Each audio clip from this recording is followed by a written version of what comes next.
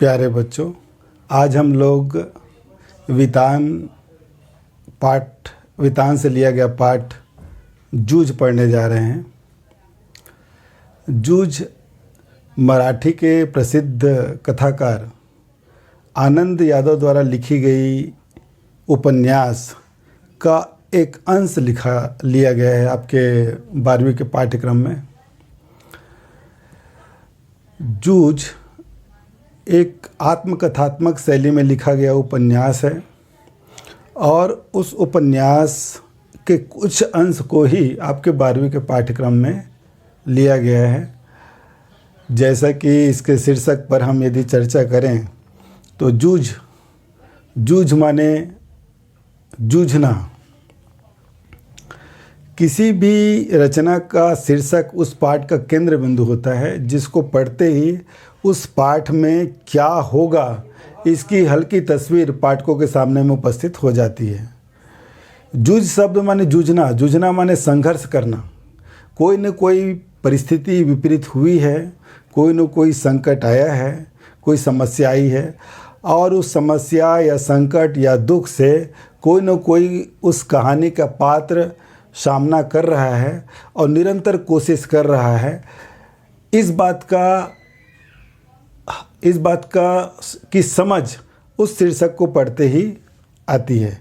यही किसी भी पाठ की शीर्षक की सार्थकता होती है कि जो शीर्षक दिया हुआ है उस शीर्षक को पढ़ते ही पूरी पाठ की हल्की तस्वीर पाठकों के सामने में आती है और जब हम उस पाठ को पढ़ते हैं तो हमारे सारे समस्याओं का समाधान या उत्तर मिलते जाता है। तब समझ लेना चाहिए कि शीर्षक पूर्ण रूप से सफल हुआ है। जूझ कहानी को जब हम पढ़ते हैं तो शीर्षक पूर्ण रूप से सफल साबित होता है। कैसे सफल साबित होता है? जब इस पाठ के सारांश को हम बिंदुवार समझेंगे पूरा कि कौन क्या है, कौन पात्र कैसा है। जैसे प्रमुख पात्र है आनंदा। आनंदा पूरे पाठ का नायक है या केंद्र बिंदु है। वो संघर्ष कर रहा है, वो जूझ रहा है। किस बात के लिए वो जूझ रहा है?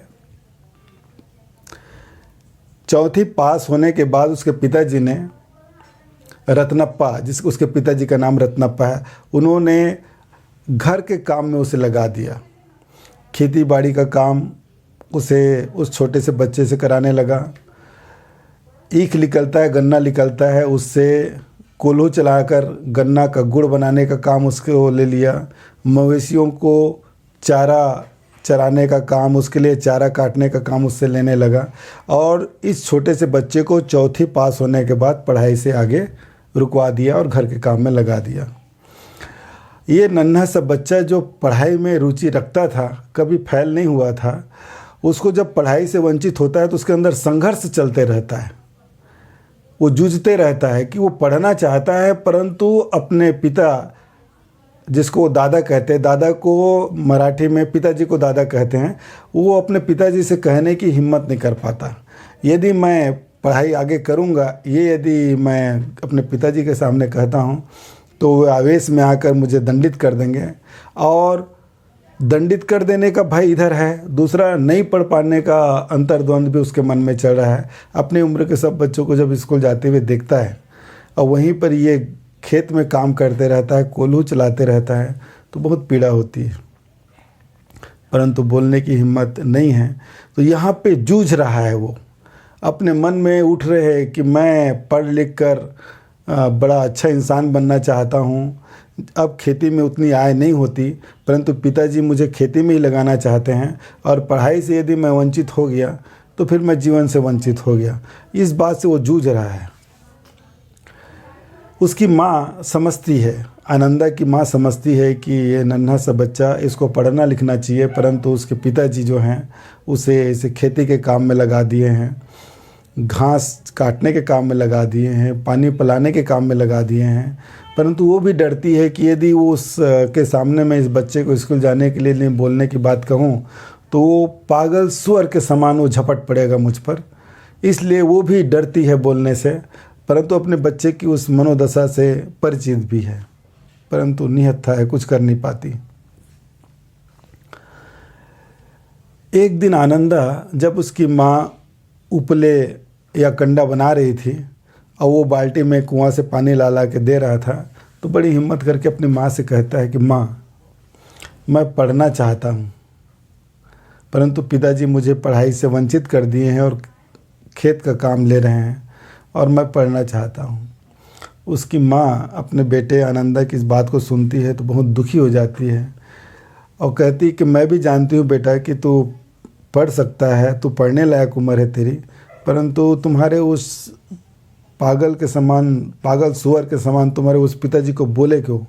वो तो आए दिन बाज़ार में बैठा रहता है, दोस्ती यारी में मस्ती में लगा रहता है और एक वेश्या के यहाँ, रखमा बाई के यहाँ कोठी में जाता है। सारी गतिविधि मैं जानती हूँ, परंतु मैं बोलने से कोई लाभ नज़र नहीं आता, इसलिए मैं भी चुप हो जाती हूँ। तो आनंदा कहता है कि यदि हम अपने गांव के दत्ताजी राव देसाई के पास जाएं और अपनी बात रखें तो दत्ताजी राव देसाई की बात को पिताजी ज़रूर मानेंगे। दत्ताजी राव देसाई एक ऐसा पात्र है उस गांव का जो सबसे सुलझा हुआ व्यक्ति है, जो पढ़ा लिखा है और आधुनिक परिवर्तन जो हो रहे हैं कि आज पढ़ाई क्यों जरूरी है बच्चों के लिए, इस बात को वो गहराई से समझते हैं। समाज में एक उसका सम्मान है, संभ्रांत है, सुलझे हुए व्यक्ति हैं, इसलिए गांव के लोग उसकी बात को बिल्कुल सर आँखों पर रखते हैं, एक आदेश के समान स्वीकार करते हैं, क्योंकि वो सबको सही मार्ग दिखाने की कोशिश करता है, गांव को प्रगति की ओर ले जाने की बात करता है। जब दत्ताराव जी देसाई के पास चलने की बात अपनी माँ से कहते हैं कि यदि उसके पास जाकर हम अपने पिताजी से तो नहीं कह सकते, हम दत्ताजी राव देसाई के पास यदि जाकर यदि हम कहते हैं तो शायद दत्ताजी राव हमारे पिताजी को बोलेंगे और शायद उसकी बात मान लेंगे और मुझे स्कूल जाने का अवसर मिल जाएगा। उसकी माँ अपने नन्हे से बच्चे आनंदा को लेकर दत्ताजी राव देसाई के घर में प्रवेश करते हैं और प्रणाम करने के बाद, अभिवादन करने के बाद उसकी माँ बताती है कि ये मेरा बेटा आनंदा है, परंतु इसके पिताजी इसको स्कूल जाने से रोक दिए हैं, इसलिए कि खेती का काम उसे कराना है, ढोर को चलाने का काम करना है, सिंचाई का काम करवाना है, घर का पूरा काम करवाना है। वो खुद काम करता नहीं इसके पिताजी, वो रखमा बाई की कोठी में जाता है, नशा पानी करता है, दोस्तों के साथ गुलछर्रे उड़ाता है, बाज़ारों में बैठा रहता है, मगर घर का कोई काम नहीं करता। और यदि हम कोई बात उसे बोलते हैं तो आवेश में आकर हम लोग पर गुस्सा उतारते हैं। जब दत्ताजी राव देसाई पीड़ा को समझते हैं और जानते हैं कि उस बच्चे को पढ़ाई से वंचित करा दिया है रत्नप्पा ने, उसके पिताजी ने, तो गुस्से में आते हैं। उसके बाद उस आनंदा से पूछते हैं, क्यों रे तू कहाँ तक पढ़ा है? 4वीं तक पढ़ा हूँ, 5वीं पढ़ने जा रहा था, परंतु पिताजी ने मना कर दिया। तू पढ़ना चाहता है? हाँ मैं पढ़ना चाहता हूँ। तू कभी फेल तो नहीं हुआ है? नहीं मैं कभी फेल नहीं हुआ हूँ, मैं पढ़ूँगा। ठीक, आज तुम लोग जाओ, जैसे ही तुम्हारे पिताजी आएंगे उनको मेरे पास भेज देना और इस बात की जानकारी मत हो उसको कि तुम दोनों मेरे पास आए थे। और आनंदा से कहते तू भी अपने पिताजी के साथ आना और मैं जो जो बोलूँगा उसको सत्य सत्य अपनी बात को रखना। माँ और बेटे दोनों घर लौट आते हैं और जैसे ही उसके पिताजी आते हैं, उसकी माँ कहती है कि दत्ताजी राव देसाई ने खबर भिजवाया है कि आपको बुलाए हैं। जैसे दत्ताजी राव देसाई की आने की खबर मिलती है कि बुलाए हैं, रत्नप्पा उसके पास जाता है। रत्नप्पा के पीछे पीछे उसका बेटा आनंदा भी वहीं पहुंच जाता है और दत्ताजी राव देसाई उससे पूछते हैं, क्यों रत्नप्पा, बहुत दिनों बाद आए हो, कहाँ रहते हो आजकल? तो बोलते हैं, नहीं बस खेती बाड़ी के काम में लगा रहता हूँ। कोई खेती बाड़ी के काम में नहीं लगे रहते हो? मैंने सुना है कि तुम्हारे बच्चे की पढ़ाई तुमने रुकवा दी है। तो आनंदा के पिताजी कहते हैं कि हाँ मैं पढ़ाई रुकवा दिया, क्योंकि इसकी संगति बिगड़ रही थी। ये चारा बेचने लगा था, ये कंडे बेचने लगा था, ये दोस्तों के साथ गुलछर्रे उड़ाने लगा था, ये सिनेमा भी देखने लगा था। इसकी दिशा भटक रही थी, इससे रोकने के लिए मैंने इसकी पढ़ाई रुकवा दी। दत्ताजी राव देसाई पूछते हैं उस आनंदा से, क्यों रे आनंदा, क्या तू ऐसी काम करता है? तो आनंदा कहते हैं कि नहीं बिल्कुल गलत है ये बातें, मैं कभी ये सब काम नहीं किया हूँ। हाँ एक बार मैं सिनेमा ज़रूर देखा था, परंतु मेरी कोई संगति खराब नहीं है। मैं नशा पानी नहीं करता, मैं चोरी नहीं करता, चारा नहीं बेचता। ये पिताजी गलत बोल रहे हैं। जब निर्भुकतापूर्वक आनंदा दत्ताजी राव देसाई के पास बोलते हैं तो दत्ताजी राव देसाई उनको बोलते हैं, उसके पिताजी को, कि ये अभी पढ़ने की उम्र है और इसको पढ़ाई के लिए कल से तुम स्कूल भेजोगे और घर का कोई काम नहीं लोगे, ये केवल पढ़ाई का काम करेगा और कल से लड़का सुबह स्कूल जाएगा। रत्नप्पा जब दत्ताजी राव देसाई की बात को सुनते हैं तो आदेशात्मक मानते हैं उसको और सिर झुकाकर स्वीकार करते हैं, ठीक है देसाई जी, आप बोलते हैं तो कल से ये स्कूल जाएगा। आनंदा को जाने के लिए बोल देते हैं देसाई जी। थोड़ी देर रत्नप्पा के साथ चर्चा करते हैं और बोलते हैं, इस उम्र में यदि बच्चे कभी पिक्चर देख भी ले, सिनेमा देख ले, तो कोई बुरी बात नहीं है, उसको ज़्यादा महत्वपूर्ण मत बनाओ। बच्चों को पढ़ाओ लिखाओ, पढ़ाई लिखाई का ज़माना है। इस नन्हे से बच्चे को खेत का काम ले रहे हो, तुम अपनी ये सब आदतें सुधारो और घर के काम में ध्यान दो। वहाँ से जब आनंदा के पिताजी निकलते तो सीधा घर पहुँचते हैं और सीधा घर में अपने बेटे आनंदा और अपनी पत्नी के सामने खड़ा कर बोलते हैं, सुनो, तुम स्कूल तभी जाओगे जब खेती बाड़ी का काम पूरा करोगे। सबसे पहले सुबह उठोगे और खेत जाओगे, खेत में काम करोगे और वहीं से स्कूल जाने के समय में तुम स्कूल जाओगे, स्कूल से आओगे बस्ता टांगोगे और सीधा ढोर के लिए चारा चराने के लिए जाओगे, उसके लिए काम करोगे, पानी पिलाओगे। यदि इसमें कोई कमी आई तो स्कूल जाना तुम्हारा बंद। आनंदा सहर्ष कहते कि नहीं, मैं सब काम करूँगा पिताजी, मैं स्कूल जाऊँगा और घर का भी पूरा काम करूँगा, कोई शिकायत का अवसर नहीं दूँगा। दूसरे दिन आनंदा स्कूल जाता है, बहुत खुशी खुशी जाता है।